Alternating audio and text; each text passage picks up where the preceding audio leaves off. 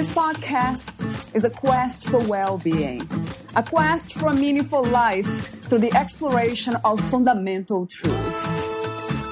Enlightening ideas, insights on physical, mental, and spiritual health. The inspiration is love. The aspiration is to awaken new ways of thinking that can lead us to a new way of being well. Welcome to Body, Mind, and Soul Healing Conversations.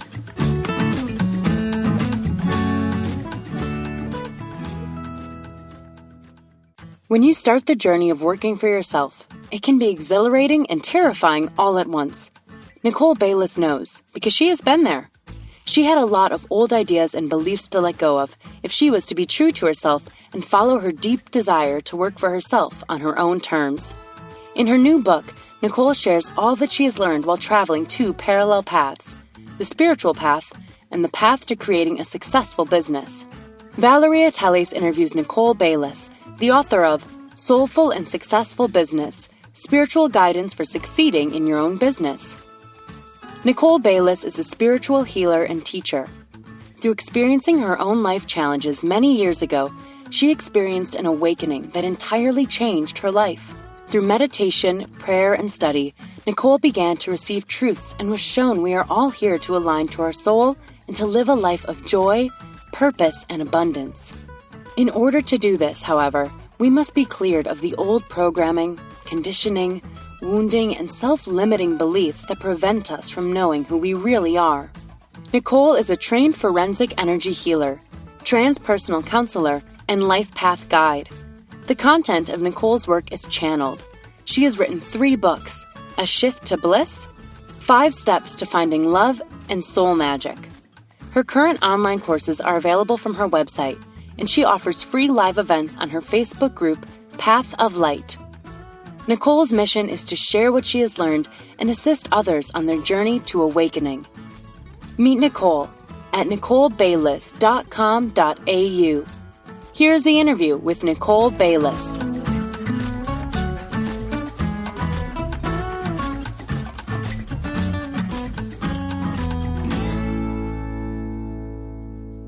In your own words, who is Nicole Bayliss? Well, I could say on an earthly level, I'm a healer, an author, a teacher in some ways, but also on a spiritual level, it's the old saying, I'm a spiritual being having a human experience, and that's really all I am. I am just spirit. How did you come to this understanding or this realization that you were a spirit having a human experience? Oh, that's a long story, Valeria. I think, I can imagine. I was raised, a traditional Catholic.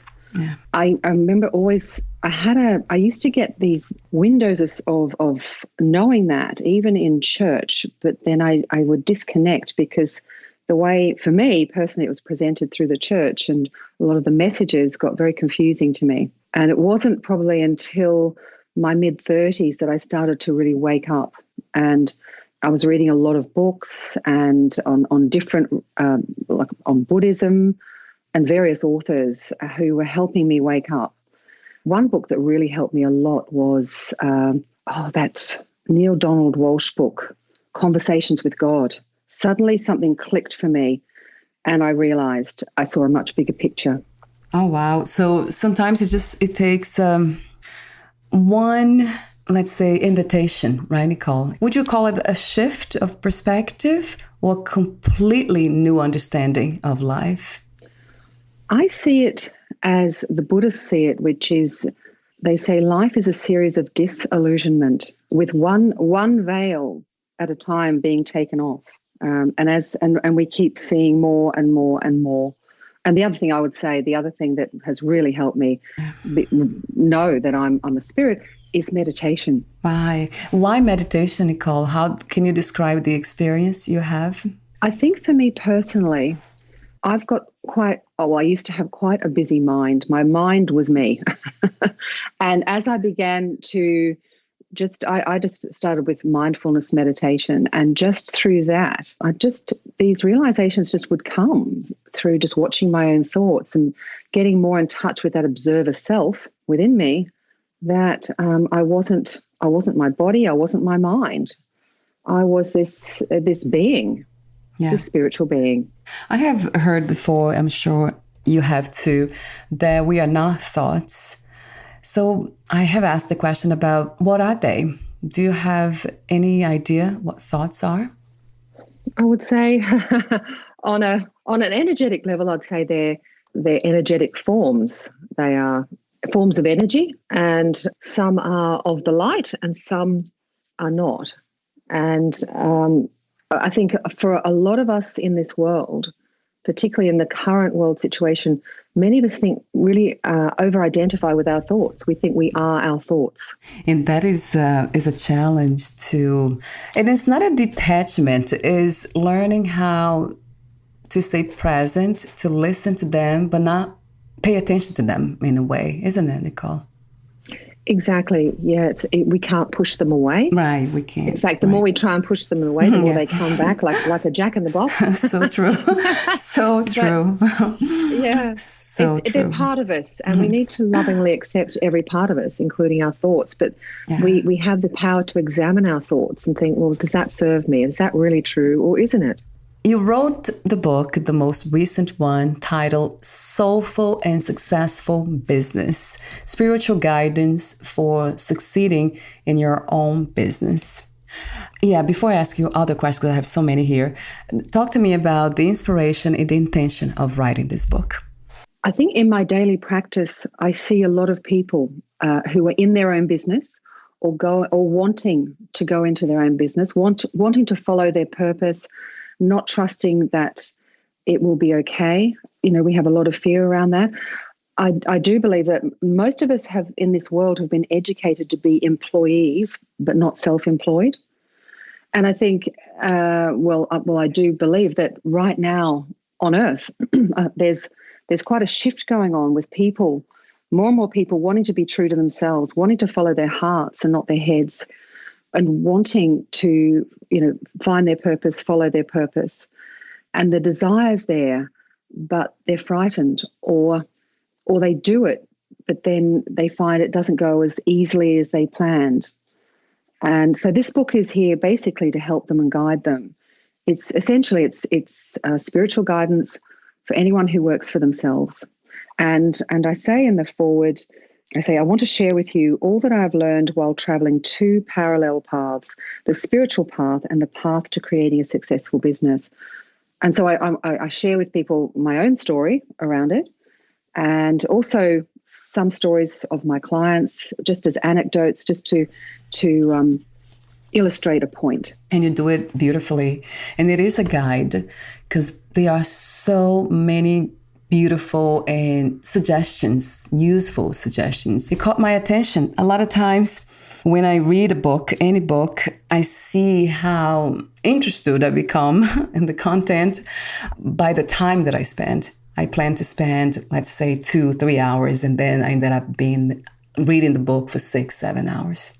And that's when I know that there's something that, it's just the most beautiful thing from my perspective, that we are all, at least the people that I'm in contact with, engaged with people on this podcast, we are all trying to make this reality a more peaceful one by helping ourselves and helping others.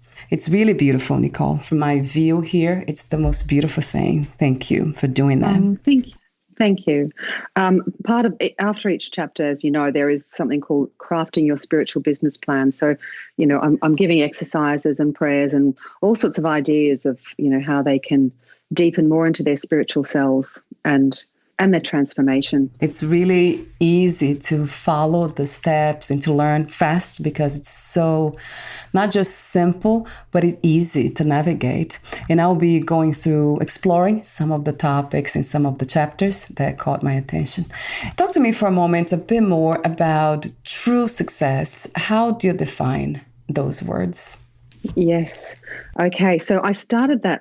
Chapter 1 is entitled True Success. And I say in the book, let's just start as we mean to go on, because unless we establish that first, you can take yourself down so many rabbit holes. But when we just establish what true success is to us, then we have our North Star. We have that anchor to hold on to. So I say that very often in this modern world, a lot of us associate true success or success with fortune, fame, power, status.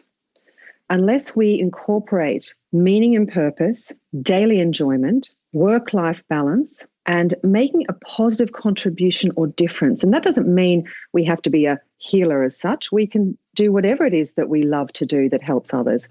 I basically say true success lies in doing what you love to do, making a positive difference in some way, and being fulfilled and abundant because of it. For a lot of us, we have this polarizing idea that we can either sort of be in this more egoic success, and it's all about the money and the status and the whatever, or there's the other end of it, which is more to do good.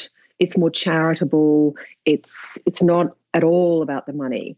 But really, true success lies in the middle, which is the universal law of balance. I talk a lot about the universal laws in this book, and so it's both. We are allowed. Money is the currency through which we live on this earth. It's the way we make abundance and a living and enjoy our lives. And so we are worthy and deserving of money, but at the same time, it's also about the meaning, the purpose, the enjoyment, and making the positive difference. When it comes to this idea of making money and doing what we love to do, I see that happened to me, and I'm sure to you too. There's doing spiritual work and making money from it. A lot of spiritual teachers, they refrain from it. They don't like the idea. They believe that money is not a spiritual thing, and then they create this detachment or judgmental ideas about money. So talk to me a bit more about those misconceptions. Yeah, what caused us to have them? Yes, that's a great question. I devote a whole chapter to transforming your relationship with money and, looking back at your family story around money, because that's always a big one. Yeah. And I also talk about how, particularly for women, and for women who are healers, well, that's a double whammy. Yeah. That we really have been conditioned to believe that it's not okay to charge money when it comes to healing.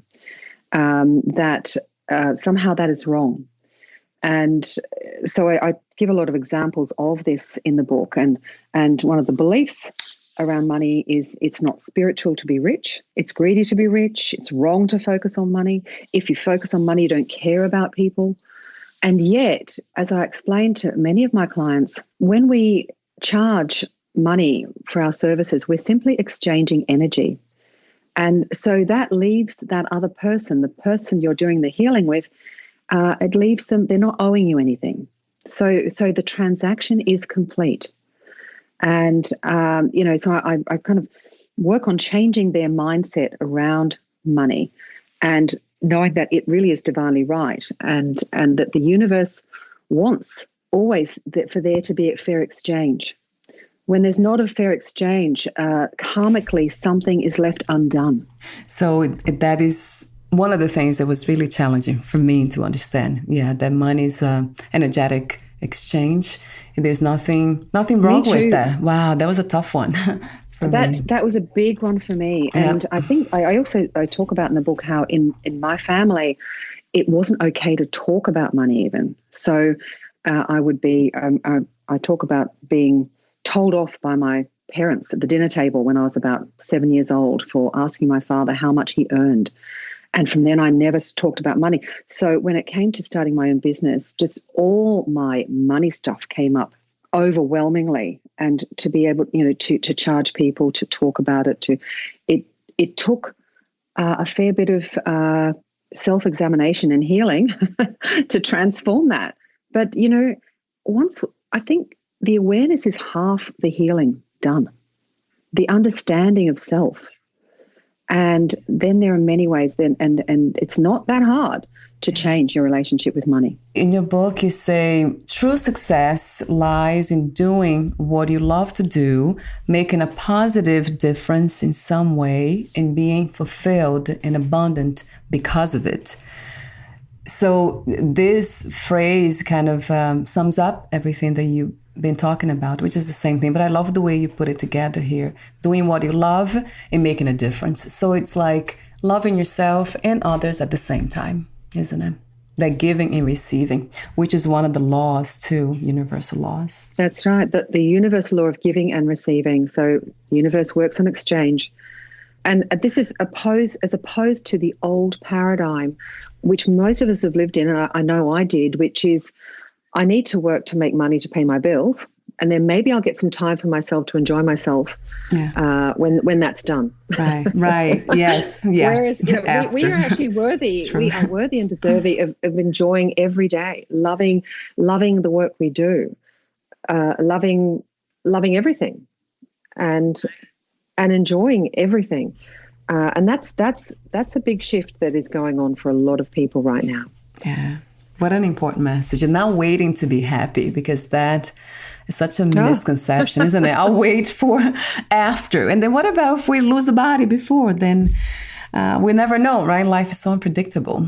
That's kind of silly to think that way. But it's understandable coming from where we came from, like giving all the things, the false limiting beliefs that we have learned. So it's understandable. And this is where we must have compassion for ourselves, because none of this programmed thinking is our fault. It has been handed down from generation to generation, and this is it's a very it's almost like a webbing, we could say, that we are ensconced in, that old way of thinking, and we are in the process of releasing that and living in a new paradigm. That's great news and a beautiful vision.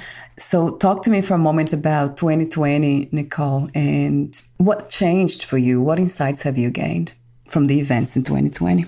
As in the COVID-19, and as I speak, Sydney is once again in lockdown. Oh, really? Because we've got the Delta strain here. Yes. Yeah. Well, we're behind you. We have had very little COVID, and then now it's all happening. Yeah. So, I think big picture, it is all part of this process, and I think it's brought up a lot of fear for people.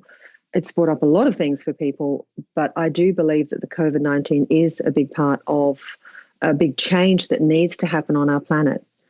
And we can't actually let go of fear until fear is actually brought up for us and to examine. I think many things are going to probably change in the world, but I do believe for the better. And we're being forced to. One wonderful thing that I have noticed is this really is about putting people first and not business, economics, money first. Governments have been forced to put people first. And that is divinely right. And the fear, that's well said. In your book, you say love is what creates abundance. So do you see fear as the opposite of love? I think fear is where there is a lack of love and a lack of spiritual understanding. Fear, there's the old saying, fear is false evidence appearing real. Yeah. And that also creates the false sense of lack, right, Nicole? Because the universe, the life, it's so abundant. But fear somehow obscures and kind of covers that reality. Yes, and then it leads us down the path of either greed, because we worried there's never going to be enough. From fear, we never make good choices. From love, we'll always make a good choice. That's an interesting point that you just made, because some people, they make a lot of money from that space of fear. And then from what I understand, you just said that's a survival kind of mechanism at play. They're just becoming greed and trying to have as much as they can, herd in a way. Herding, they call this idea of accumulation, right, of things. So, and that's a false sense of abundance, isn't it? It is a false sense of abundance, and sadly, it rarely leads to fulfillment because I talk in the book a lot about, well, not a lot, but some clients who have made money their god, and they've become extremely successful financially, but very often the rest of their lives aren't doing so well. Very often their relationships suffer. Because they're not manifesting in balance. When you make money the number one priority, it won't work out as far as happiness and fulfillment go. Because money, it's the wrong thing to focus on. That's simply the energy of exchange that helps bring abundance in all its ways. When we make purpose and what we're passionate about our goal, the money will come. The money is part of it, and it's part of the whole picture. So true. And I love the way you say that. It just reminded me, again, I was reminded before this years back about relationships. So that's how important it is to have this relationship with other people, which from my perspective is just this relationship of unconditional love with life, being open, being curious, being light. And then, everything flows from that space. I have seen that myself.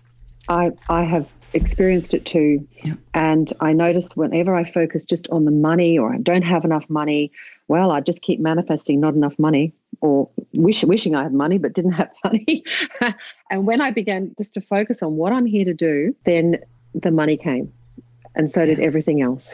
Talk to me for a moment about, there's a law, universal law that you mentioned in the book that for some reason the word might be just catches my attention pretty fast. The universal law of surrender. How does it work, and how do we learn to apply that law, Nicole?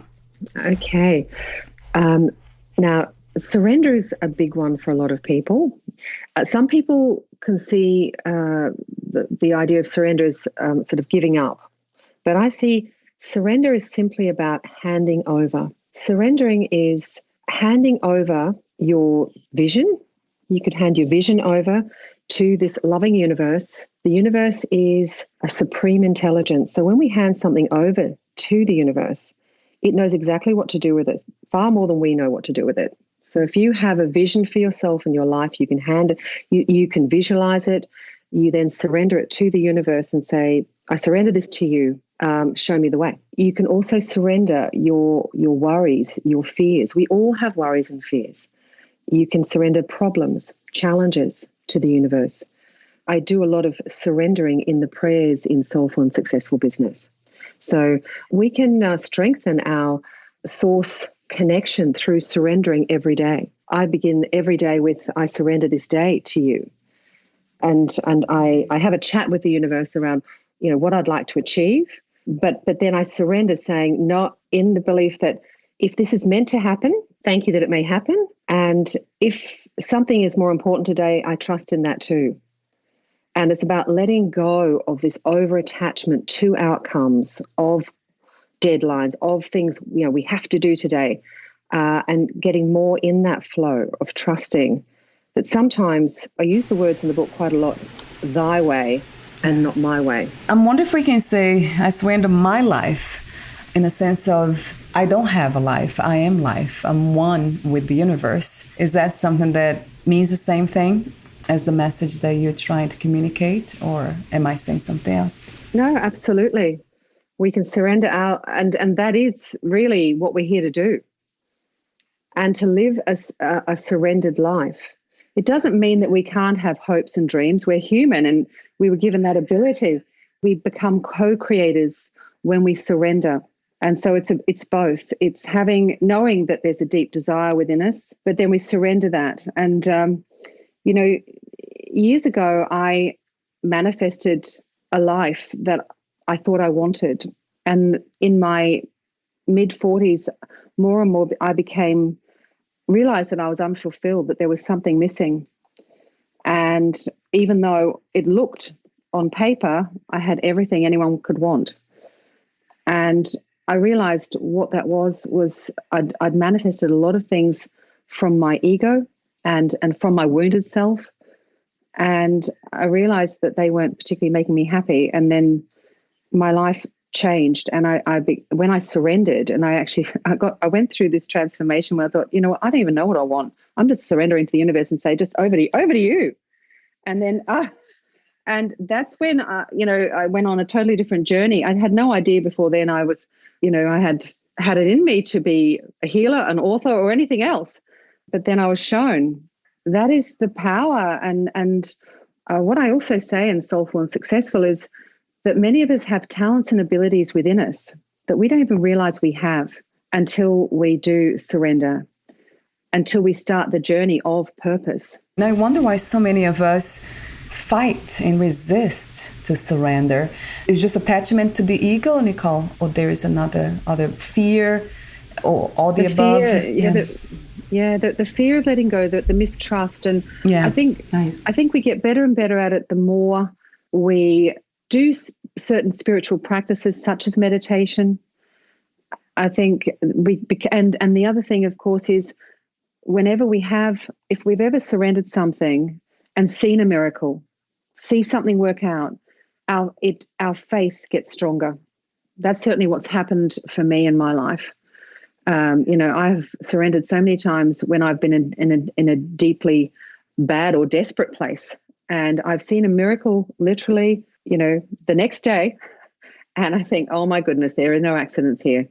And so now, and then your faith just does get stronger and stronger in that loving universe. Often when you're going through a deep transformation, things don't necessarily get better immediately. When I say miracles aren't always what we expect. So, for example, if you're going through a big challenge, trust that when you surrender, you'll just be shown the next step and the next step. It's not necessarily that you wake up and everything's rosy and wonderful. Right. It's more that, it's almost like a treasure hunt.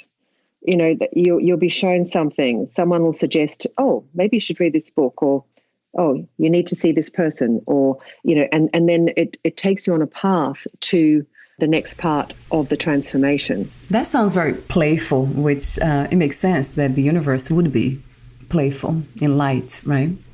I kind of relate playfulness to lightness, so that it's all connected, that energy of light, right?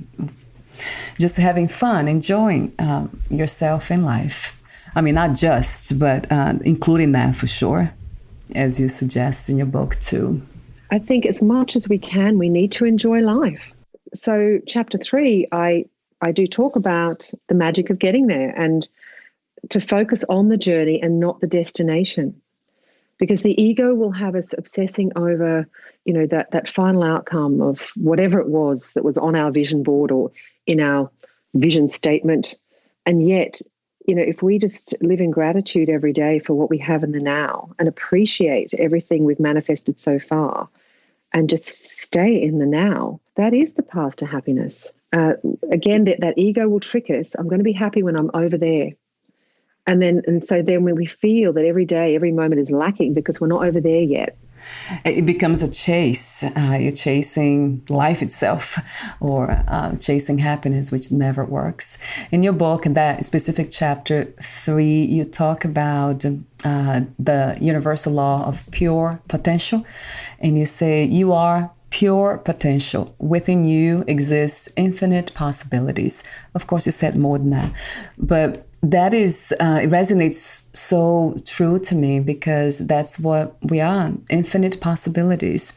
And accessing that takes that uncovering fear or not becoming fearless. Would you say, Nicole, becoming fearless or having love, following love as our guide, having love as a guide?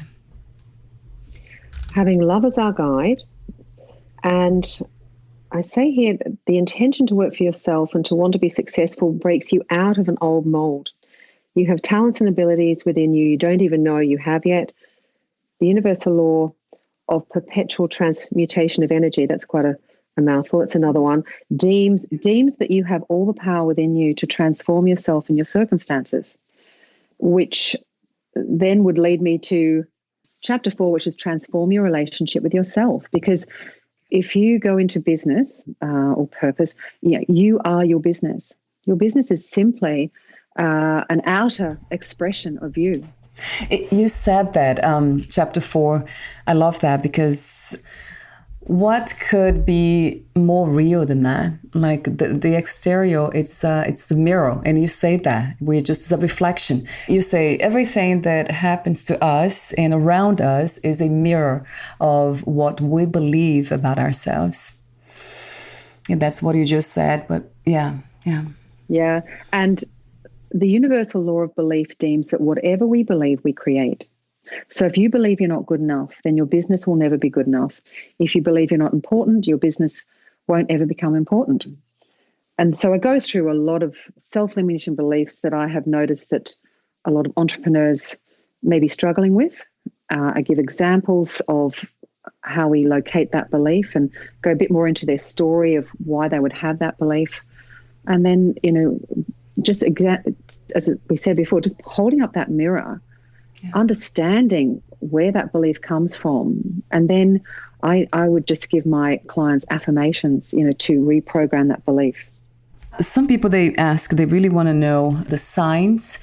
Please talk to me about the signs when we are guided by the universe. What does it look like? Would you be able to describe what that is like? I think signs are very personal to people. Right. But I talk in the book about the signs I would get. The dragonfly was always a sign that I was in a transformation. Things were changing. Yeah. Butterflies would, they're often a symbol of transformation. But for me, they were often just a guide that I was on the right track. Numbers as well, particularly double or triple numbers, are often signs to people that they're on their path. But often I'd get the most bizarre signs, such as, words in a song on the radio that told me exactly my answer that I would want, or a sign on a bus going past me would. And again, the universe does have a sense of humor. And sometimes when you get these signs, they are so uncanny. They are so in your face and you can't help.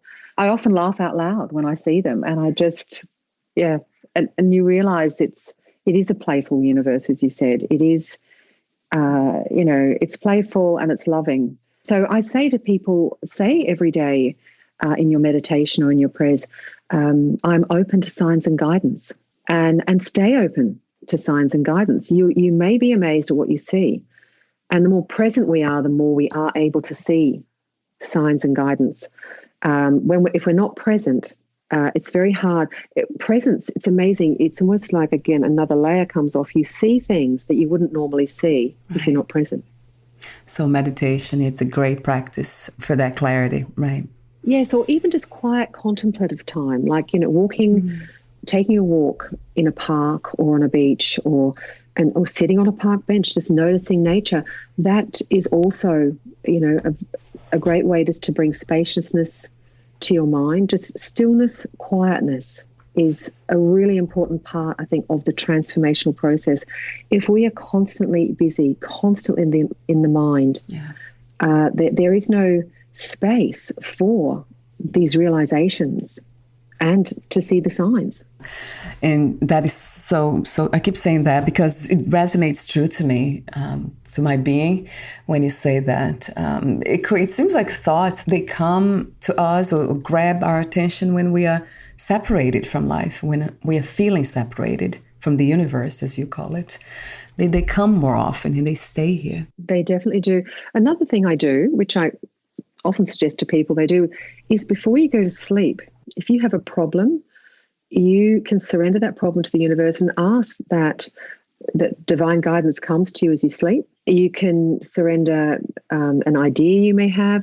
And often when I've done this, I've woken up often in that place of, when you're just sort of half asleep, half awake. Very often I'll have a very strong dream, or almost what I call a download of inspiration that will just come in then. And I've been quite amazed at how often I've been given inspiration to do something at the right time. That, again, it's like a download. It's come out of nowhere. It didn't come out of my busy thinking mind. Right. It's definitely come more that, through when I'm out of it, asleep. That's what you call, I think in your book, chapter 8, you have the daily practices. The chapter is titled Your Ideal Workday. You add a spiritual connection. That's what comes to me, that this is one of the practices. Just stay connected so we can listen and we can see better. And look, we're all different. Not everyone is into meditation, and that's okay. As I say, quiet time, peaceful time, walking in nature. There's many ways to just calm your mind. And also in chapter 8, I give a series of prayers as well for all sorts of situations, such as, if you are working for yourself, and if business is slow, there's a prayer. If business is getting too busy and you're stressed, there's a prayer. If you're worried about money, there's a prayer. There's and again, it's these prayers are very much based on surrendering to the universe. And this is what I learned was very much, it was only through surrendering that the miracles would come. I didn't see the law of love, but I think there is one, right, Nicole? I think the 20. There would have to be a universal law of love. Right. Love is everything. Yes, it really is everything. It infiltrates everything. And, it's loving everything, loving our challenges as well as the miracles. Because when we go on the path of the entrepreneur, we are going to experience both miracles and challenges. It's both. The challenges are simply showing us where we need to transform and grow. I love that message too. So unconditional love, that's the practice too. Loving everything, but not necessarily loving in the sense of enjoying, right, Nicole? But because we cannot enjoy, let's say, pain or witnessing unfairness and violence and all that. But it is a level of acceptance, maybe. Acceptance is love. So accepting our difficult feelings. I think the universal law of attraction has been misused with too much egoic teaching around this about, being in a high vibration all the time, love, just only being positive, But we all have difficult emotions, and every emotion that comes up is there for us to feel and for us to accept. And when we accept the emotions and feel them, they get integrated, we process them, and we will eventually return to this more peaceful, loving vibration. But if we are constantly pushing these difficult feelings down or away from us, they can create illness, mental illness, because it's like a snowball effect. They never get processed. So your teachings, you include the 21 universal laws. Are they based on the law of attraction adapted by you, or these? Yeah, good question. There are many universal laws. I mean, these are 21 that I have chosen. But the universal law of attraction is only one universal law. And that is the one that the greatest focus on is on in the world right now. But unless we actually know about the other universal laws, that's why a lot of people say, well, why isn't that universal law of attraction working for me? Because there's many other laws. And they are all really, none are less or more important. Interesting that you say that. So I was only aware, it's so popular, the law of attraction, that's the only law I heard about and I hear. Although I have interviewed other people about those different kinds of laws, law of love, and you now really expanded my mind on that. And that's great to know. So the law of attraction is just one of the laws that we have focused on for some reason. But there are so many others. Exactly. And I think it's all perfect. I think that's the one that resonated most with the mass consciousness. Became very big with the book The Secret and a number of other books that came out at the time in around about 2000 or early 2000s. But more and more, I think people are seeking other laws. Can I share with you just a couple that may be of help to your listeners today? Absolutely. So, one is the law of divine timing. I think this is such an important one. And basically, the universal law of divine timing is that the universe is in charge of timing of everything, not our ego. Now, we've lived in a world where egoic forced timing has been the way for a long time. And if we think about how a rose blossoms naturally, organically in divine timing. And when it does, it has a beautiful scent. It lasts for quite some time. Now, we could compare that with a rose that is forced to bloom in a hothouse. And it will bloom. It won't last very long. It'll have no scent. Because most of us are working not with the universal law of timing. And we are trying to force our own will upon time. And when we work with timing and just understand that, I'm co-creating with the universe, it will happen when it's meant to happen. I need to let go of this forcing and pushing for things to happen. So that's a really important one. Another one is the universal law of forgiveness. Forgiveness is so important. And forgiveness is basically sets us free. So if there's anything or anyone we need to forgive, we need to be looking at that and working on that, because unforgiveness shuts the heart down. It stops us from fully loving. And so that's such an important one for people. And the universal law of gratitude. So basically, when we're grateful, when we're in gratitude for everything, we attract more to us. But if we're out of gratitude, it means we're in lack. We're just noticing what we haven't got. That's by default, we are all programmed for that one. So by proactively practicing gratitude every day for everything we have, more good will come. But we cannot actually manifest anything if we're out of gratitude. If we're thinking, is that all there is? I don't have enough, and just focusing on our problems and the lack of money that's sitting in our bank account, it's very hard to manifest from that place. Yeah, it makes so much sense to me. It's almost common sense, right, Nicole? But some of us don't get it. We have to be reminded, as I keep saying that too. And all of us, and as I said to you, even before we started this interview, Valeria, I've written this book. I'm still living this book, and I have days when I forget and I struggle, and we are all on a path to awakening. And this is where, again, self-compassion, we just need these reminders. Thank you for being that reminder today and the whole week, actually, because I have been reading your book. So thank you so much again for your message, your wisdom, and this openness, being open to the wisdom of the universe, of life itself, to flow through you and deliver this message to us. It's really beautiful from my perspective, as I keep saying that too. So at the end of your book, you include the affirmations for the 21 universal laws, and you also have affirmations to counteract old self-limiting beliefs, and you also have a simple meditation practice to bring more presence and awareness. Yeah, you just reminded me how much presence opens up the clarity. It's so crucial when it comes to that, to quiet the mind. I love what you said earlier too about awareness is half of the work of healing, being aware of whatever it is that's getting in the way. That's empoweringly said. I don't know if that word exists, but it's an empowering statement. Before I ask you one more question, Nicole, the ending question, would you like to add anything or read any other passage in your book? I'll finish with something I say just at the end of the book, which is always celebrate your wins. So whether it's a new client, a new sale, a successful marketing campaign, or any other manifestation of a successful business, celebrate. A prayer of gratitude and making the time to sit with the joy of these small successes will raise your vibration, magnify that success, and attract further success.